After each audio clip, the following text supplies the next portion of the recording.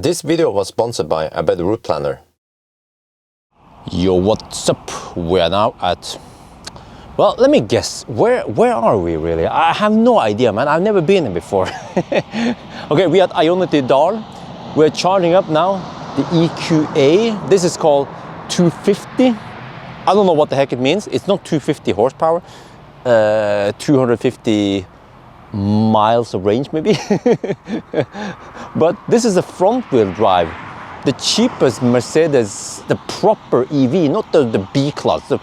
Screw that thing, the B class is shitty. Yeah, but anyway, okay, let me stop bashing the B class. But we are now juicing up and we're gonna do acceleration test and noise test. I'm recording, you see here we have live stream. In case you guys have never seen it before, I use the shaft and inside of the window like a boss. And now also recording here. So I should not point at the screen right now because this is going to be the data for the charging test. I'm going to show you. This is how it's done behind the scene. Yeah, but look at that charging speed, 92 kilowatt at 67%. Huh?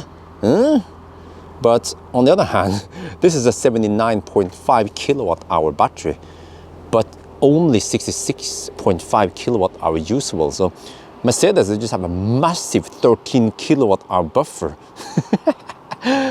Well, okay, so I will do the preparation and then as usual, we will do some acceleration test. And I use draggy and yeah, and we use sport mode, of course. So maybe I can show you guys, since we're already here, let me just open and see it back here. Okay, there's no light there. Shit, how about here? Huh? Very basic. This car is not that heavy. I don't remember. It was 2,000 something kilo. Look at that. 69%. Look what I did there. Okay, 70%. Yeah. And I have to use... Yeah, it's down here. It's down here. I'm going to do that eventually. So now we just have to wait for 100%. Launch number 1.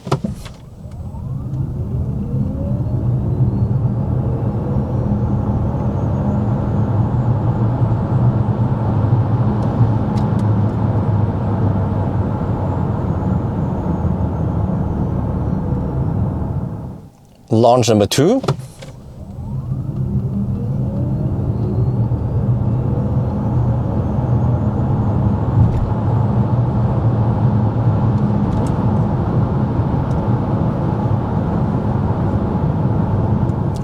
Launch number 3.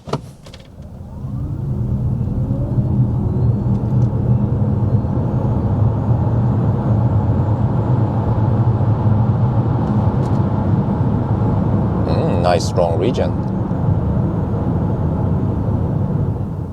Launch number 4.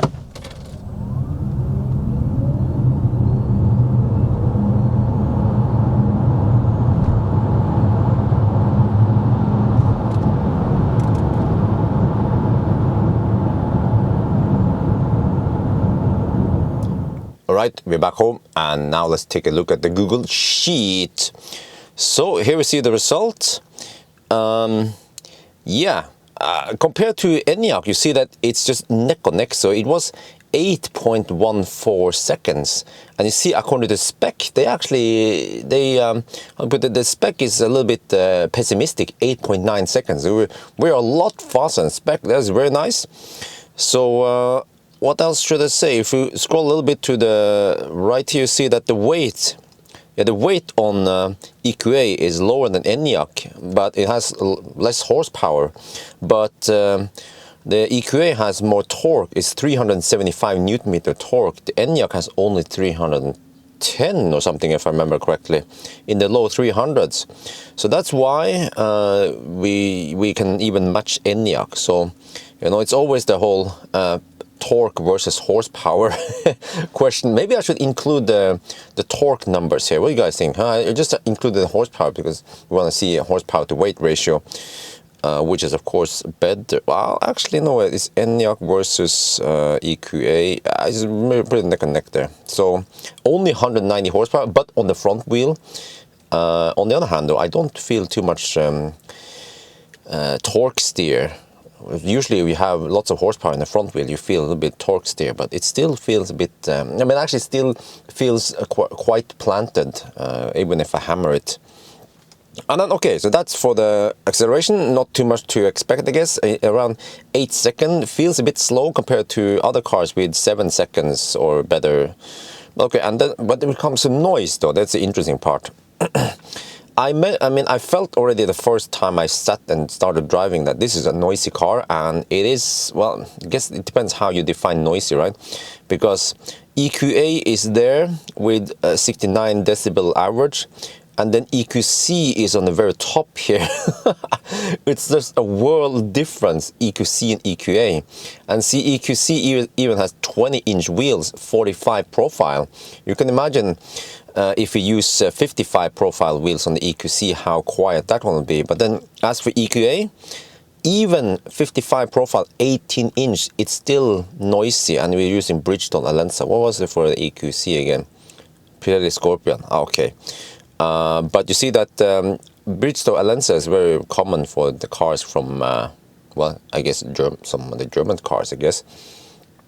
And what else should I say? Yeah, you see, I've been complaining that Model 3 is noisy, and EQA is more or less as noisy as Model 3 if you see the numbers here. And what other cars are noisier than this car? And well, Mini Cooper's Kona actually is quite noisy. Whoa, yeah, but that was with the Nexen. I think in Europe they are provided with Michelin pilots. No, Primacy maybe, I'm not sure. And the Primacy, they have like something like this Primacy. They have the acoustic foam in the wheel, in the tire, that's supposed to help it.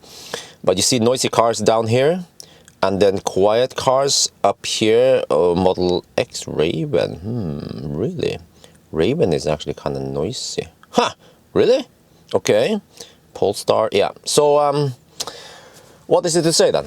It's a nice car for the price, yes. I mean, it's a Mercedes, but under this one, I still can't get over this bare metal here. You know, it's the same you will find in cheap Korean cars, yeah. But overall, okay car, okay performance for if you compare it with other similar German cars in that price range-ish. Yeah. So I think that's going to be it for now. I hope you guys enjoyed this video. As always, thank you for watching, and talk to you later.